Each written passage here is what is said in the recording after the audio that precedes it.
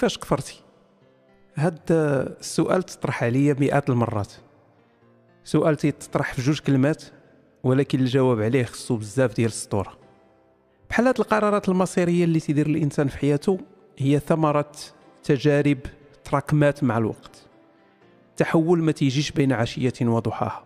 تنآمن بواحد القضيه، هي اننا مسيرون، حنا عبيد ديال جيناتنا والبيئه ديالنا. كون ما كانتش جيناتي الموروثه والظروف الزمكانيه اللي عشت فيها، كون ما وصلتش لشنو وصلت ليه من قناعات. هاد المذكرات تتسلط الضوء على قبسات من حياتي، بعضها قد يجيب على السؤال أعلاه ديال علاش كفرت. استعملت لغة دارجة بسيطة لأنها أبلغ في سرد الأحداث.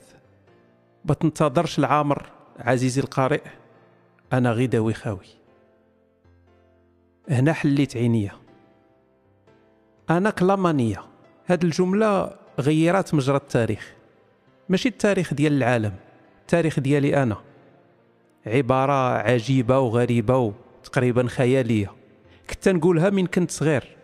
المعنى ديالها هو أنا نقرأ الألمانية. علاش الألمانية؟ ما نعرف. حتى واحد من العائلة أو الناس اللي عرفوني في أيام الطفولة ما عارف منين جاتني البلية ديال نضرب جبهتي ونقول أنا كلامانية.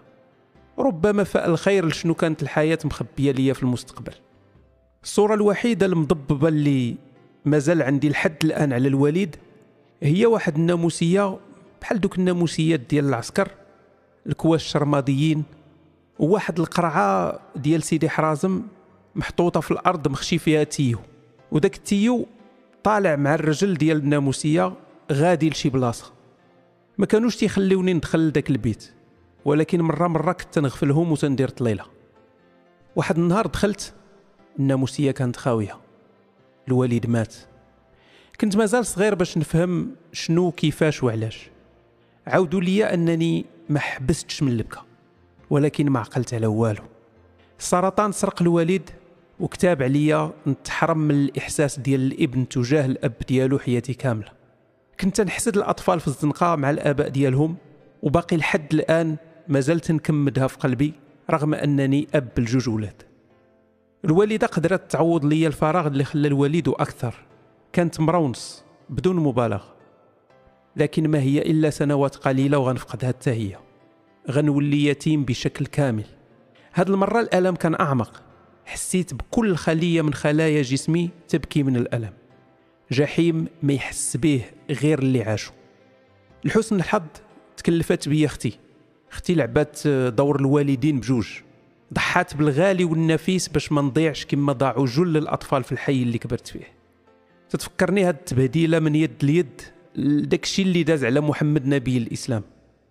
كون ما ماتوش والديا كون كبرت في الريف، لكن الموت ديالهم صيفطني نعيش في القنيطرة.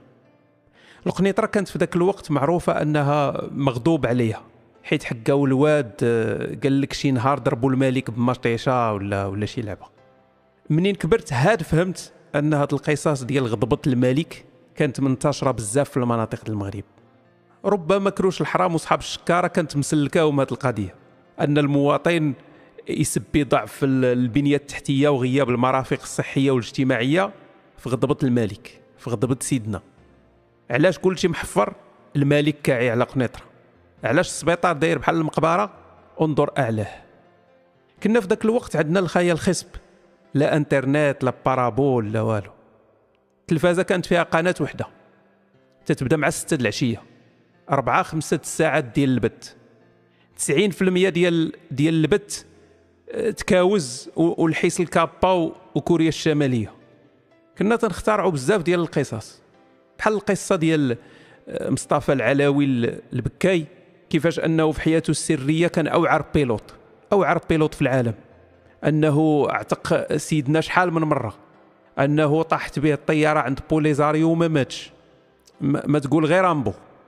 طبعا ما عمرنا غنوصلوا لوالدينا وجدودنا اللي شافوا محمد الخامس في القمر. الوالد قبل ما يموت كان قراد كبيرة في العسكر وخا كان صغير في العمر ديالو. على حساب ما عاودوا ليا كنا عايشين مفطحين بحال الطبقة البرجوازية. غير الفض أنفاسه الأخيرة تكالبات علينا العائلة ديالو اللي ما كانوش حاملين الوالدة وداروا لينا التعريه الكامله. الوالده مسكينه ما فاهمت توزه، كلات الدق بالبيان، تجرجرات في المحاكم، تسمحات في حقوقها، ورضات بربع خبزه باش تعيش ويعيشوا ولادها. بدينا نتلاحوا من دار لدار، لا عويل لا رحيم، بحالنا بحال الملايين ديال المغاربه اللي كتبات عليهم حوادث جينيه انهم يحلوا عينيهم في هذه البلاد. الوالده واخا واصله لها العظم كانت تحاول تخلق لنا السعاده باي وسيله، وبقات على هذا الحال. تقرر سيدي ربي اننا مازال محتاجين واحد 250 غرام ديال الابتلاء، قتلها وخلانا على الدص.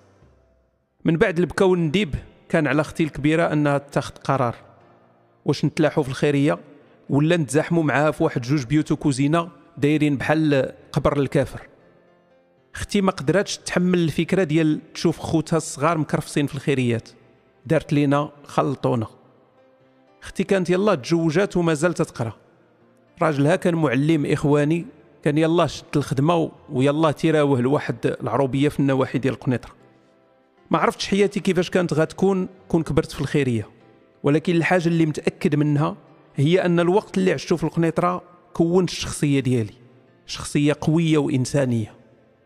ربما الا سولني شي واحد اليوم شنو تبغي تبدل في الماضي ديالك، نقدر نبدل اي حاجه الا الطفوله اللي دوزت في هذه المدينه، حيت تعلمت منها اشياء ما يمكنش تتعلمها في المدرسه.